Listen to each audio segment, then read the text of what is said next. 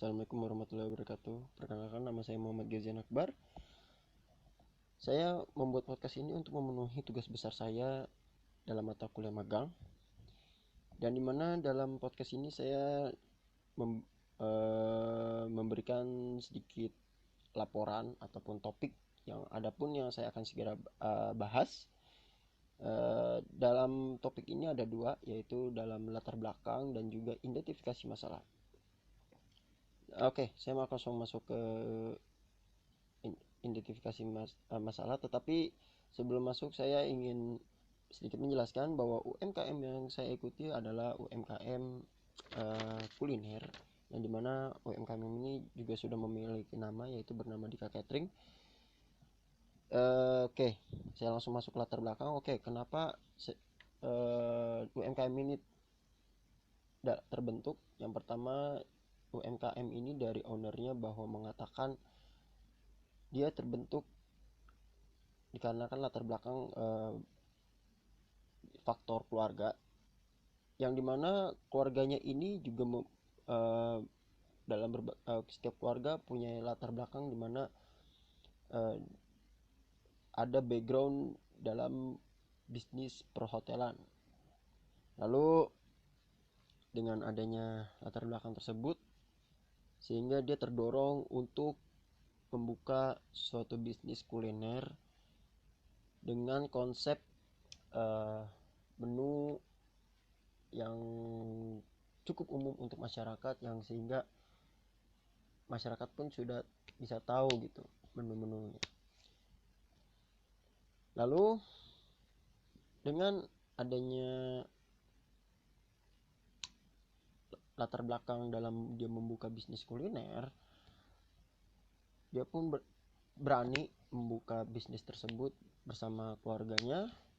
Nah, sehingga bisnis ini pun dia sudah cukup besar dan cukup berkembang, dan sehingga bisnis ini pun lahir, yang tadi kembali saya katakan bahwa dia telah melahirkan bernama Dika Catering. Oke, dalam bisnis ini adapun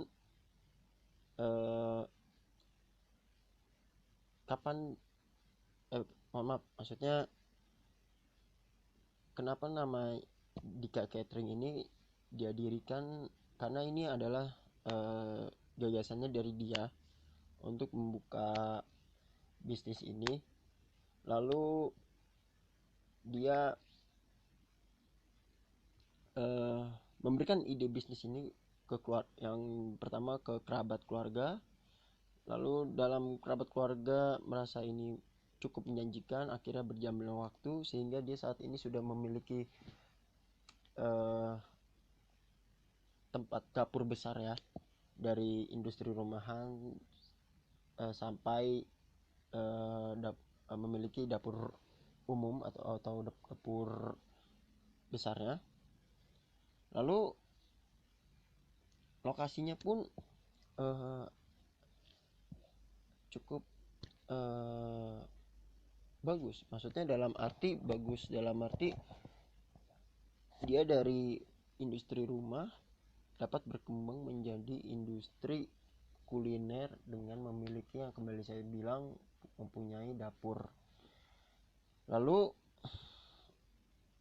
untuk mengembangkan latar bisnisnya ini pun dia juga mempunyai kerjasama dari berbagai hotel, sehingga dia pun dapat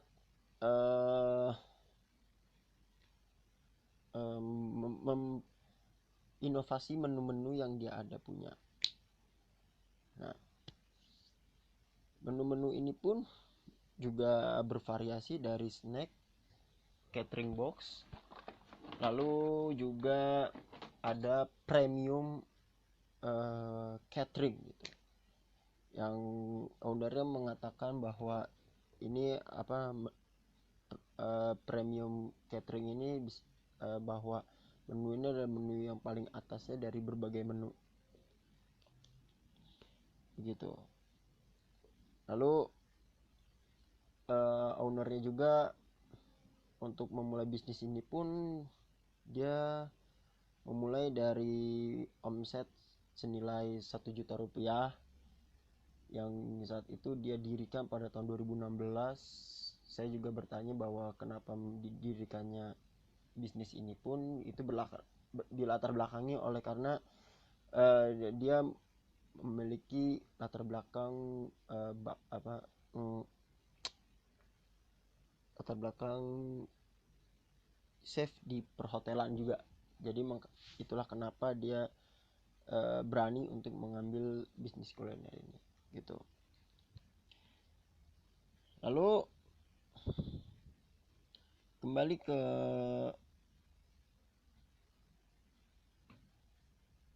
latar belakangnya lagi ya, tentu untuk mengembangkan bisnisnya ini pun beliau juga terus untuk mempromosikannya dari mouth to mouth, lalu dari sosial media, lalu dari e-commerce juga sama.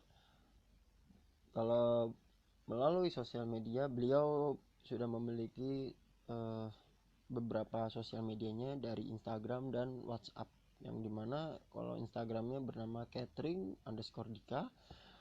Lalu untuk nomor teleponnya juga ada dari 089667008449. Lalu dalam bisnis ini pun dia juga mempunyai alamatnya. Alamatnya itu berada di Kampung Duku, RT 4 RW 6, nomor 27 Kebayoran Lama, Jakarta Selatan ya. Ini beliau mengatakan bahwa ini adalah pusatnya itu adalah industri rumah.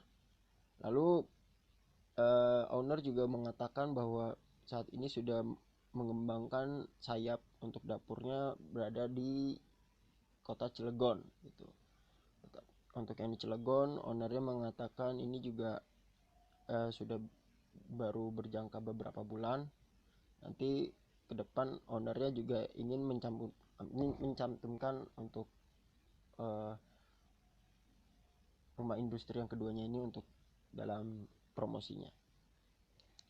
Lalu untuk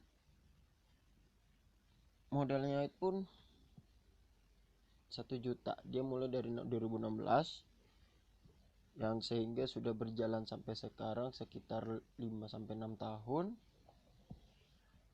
Mohon maaf, mau berjalan ke 5 tahun. Saya sudah bertanya bagaimana minat dari masyarakat, bahwa mengatakan bahwa saat ini dengan adanya bisnis kuliner, bisnis ini cukup diminati oleh masyarakat gitu.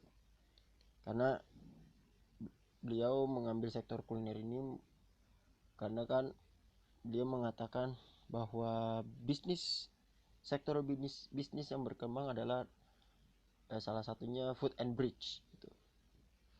Baik, kalau gitu saya langsung masuk ke topik kedua, yaitu identifikasi masalahnya. Oke, dalam identifikasi masalah apa saja yang owner jalankan selama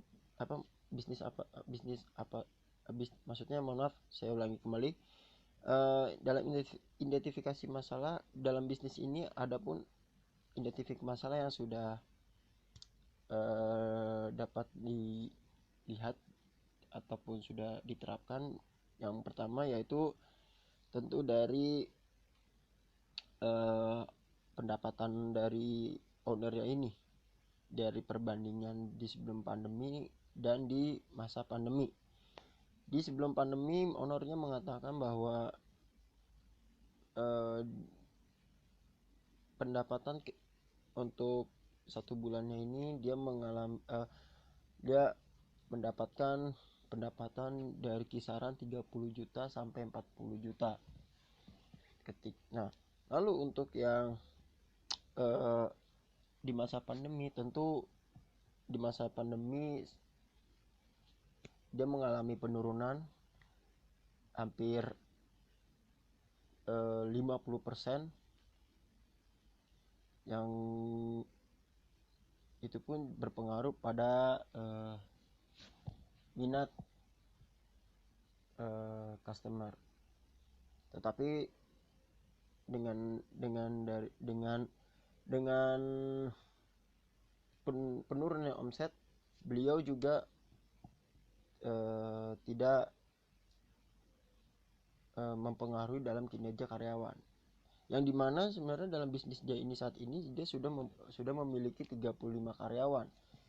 Dalam 35 karyawan ini beliau mengatakan bahwa walau dengan omsetnya menurun, beliau tidak ingin karyawannya di PHK gitu, karena ownernya berkata bahwa walau di masa sulit dia tidak ingin menyulitkan karyawannya gitu. Lalu ada lagi identifikasi masalahnya juga pada